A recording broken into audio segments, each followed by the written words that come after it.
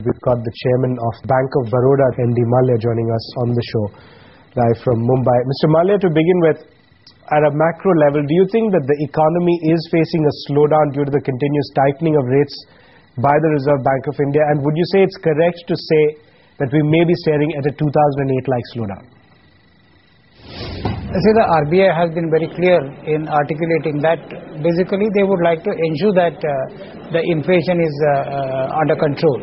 So therefore, whatever initiatives they have taken consistently, the stance has been consistent, and therefore they are targeting to moderate the overall inflation levels.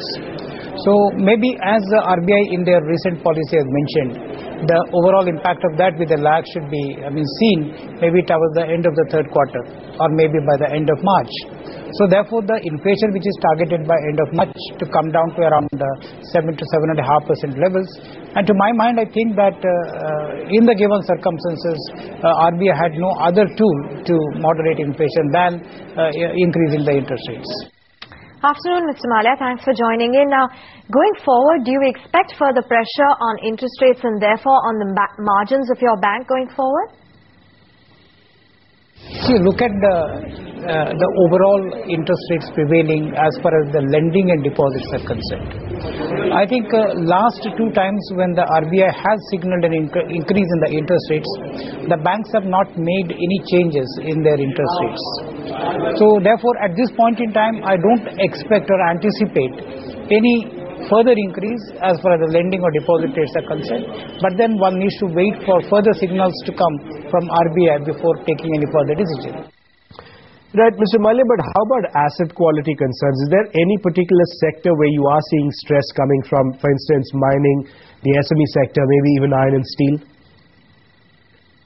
Overall, if you look at it, definitely when the interest rates are going up and the economy is slowed down, possibly that the overall asset quality could be under a little bit of a stress. So that is what we have been seeing at this point in time. But then to my mind, overall the situation is still manageable and not out of control. And what about the power sector? How much exposure do you have there? Have you reached the sectoral cap? As far as Bank of Baroda is concerned, the overall exposure to power sector is not very significant, maybe about 5 to 5.5% of our total lendings. We have not seen much of pain points as far as our portfolio is concerned. The overall asset quality under this particular segment has been reasonably good. We have not seen much of overdues in this segment. But Mr. Mallya, there's also a lot of concern relating to state electricity boards. What's the exposure you have over there? And what's the sort of pain that you foresee from your exposure to these boards?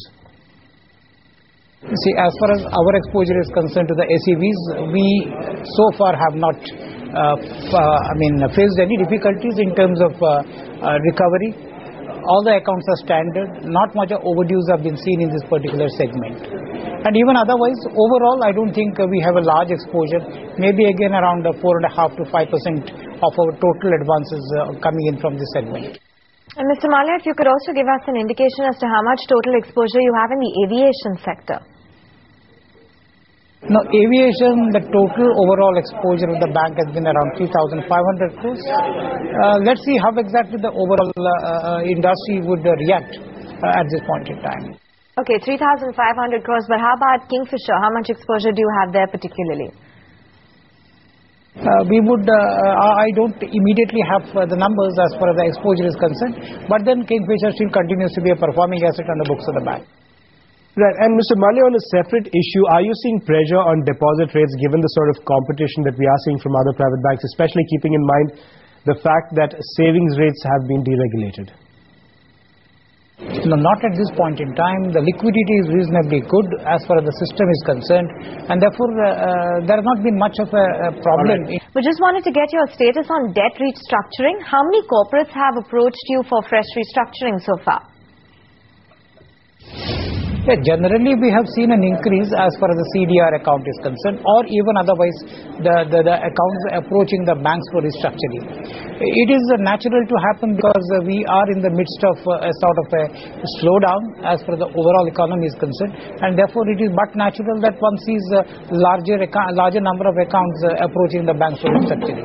But then let me also add here that restructuring or rehabilitating a unit per se is not a taboo. These are accounts which are good. Only when we see the continued basic viability of the unit, a restructuring or a rehabilitation is done. And therefore, one could look at the income stream supporting the repayments in the days to come. Also, Mr. Malia, what's the sort of credit demand that you are seeing from corporates? And again, in terms of international credit demand, what you're seeing over there? See, internationally, we are still catering to primarily the India-related business. That business has been doing well. We have been growing by about 25 to 30%. I think that would continue to stay for some more time. And more so at this moment in time, the international banks are going a little bit slow as far as their exposure is concerned. And therefore, there is an opportunity, I would say, to pick up good accounts in terms of lending in the international market. And are there any fundraising plans this fiscal and via which route? Not at the moment, because we have adequate resources available. The customer deposits which we have been raising abroad has been fairly good. There is no asset liability mismatch as far as our bank is concerned, and therefore fairly very easy situation. And also, Mr. Malia, how about credit and deposit growth? How has that panned out for you, and what are your targets going forward? Maybe individual banks would take a call on that as far as the waiver of the prepayment penalty is concerned. Therefore, one is waiting for the response of various banks before ultimately taking a final view. Right, and finally, while the National Housing Bank has already prohibited housing finance companies from charging prepayment penalties, the RBI is still trying to form a consensus among banks. Are you in favor of this? See, as of now, the growth has been around 19 to 20%, both deposits as well as the credit. For the full year, I would still expect 20-21% growth as far as both the deposits and credit is concerned. All right, Mr. Malia, thanks very much for coming in on the show and walking us through the growth outlook for Bank of Baroda.